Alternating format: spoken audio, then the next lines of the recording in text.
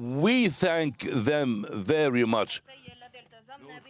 This is the principle that we had abided by throughout the 2 past years since the start of the war. I promised the families of the captives, and I promised the citizens that we will get them back. We have promised, and now we will fulfill our promise.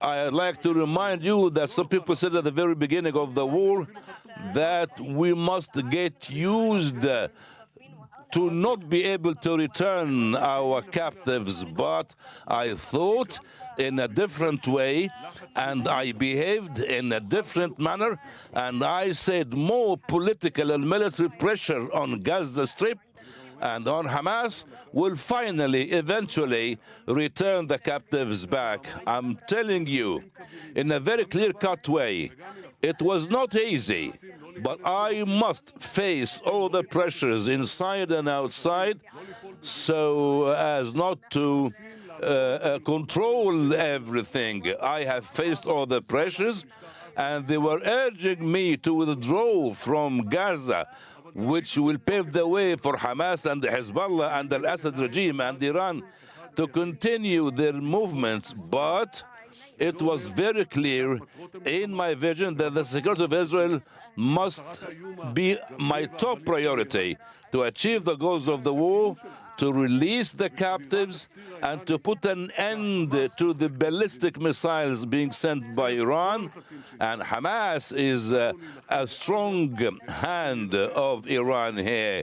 We continued our struggle and the fighting in Gaza, and when President Trump came back to office, we managed to release some of the captives alive. Some of them have been taken by our great heroes, soldiers, that I respect them very much.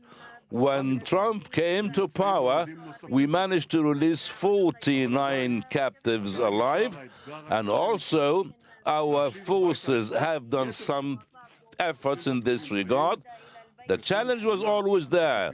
We need to return back all the captives alive and the dead bodies. You remember that an analyst after an analyst and the day after day, we used to say, despite everything they have said, that we will stay firm in the face of Hamas, and we will get back our captives, and we will be able to put our conditions on the table. We have heard from a lot of people, but I thought in a different way. We have put an end to all the powers that are affiliated to Hamas. We practiced massive political and military pressure on Hamas. This pressure on Hamas will force Hamas eventually to return all the captives and the army still in Gaza. We've managed to succeed. We practice pressure on Hamas in order to reach the following steps and phases of the Trump plan and to get rid of Hamas weapons. It was not easy. It is not easy. And I say in a very clear-cut manner that everyone who claims that this plan was always on the table, this is not true. Hamas has never agreed before to release all the captives. Hamas have agreed a deal when Hamas felt that the situation is very hard for them. They have agreed and they accepted the Trump plan. Hamas now is very isolated, and later on we will continue our pressure to achieve our goals. During the very tough meetings with the families of the captives during the last 2 years, me and my wife, we shed tears because we were hurt. We feel the pain of the families. But I promise the families that I will never abandon their captives. That's why the captives will return back to Israel very soon, within days. In addition to this joy and happiness, those will live a difficult life in a certain way to reconstruct their lives again, and their families will help them. The dead bodies will be brought here to be buried. We will help the others who are still alive. We will all be sitting with them, supporting them. We remember our heroes in the army and the security agencies since the very start, the very moment of the war, because they have defended our country. They have made sacrifices, and without these sacrifices, we won't be able to take back our captives.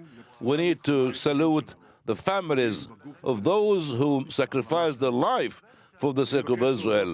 We support the wounded people. We wish them quick recovery. I'd like to thank President Trump for his leadership, for his efforts, in order to crystallize this plan to release the captives. Once again, Mr. Trump proved his friendship with our people.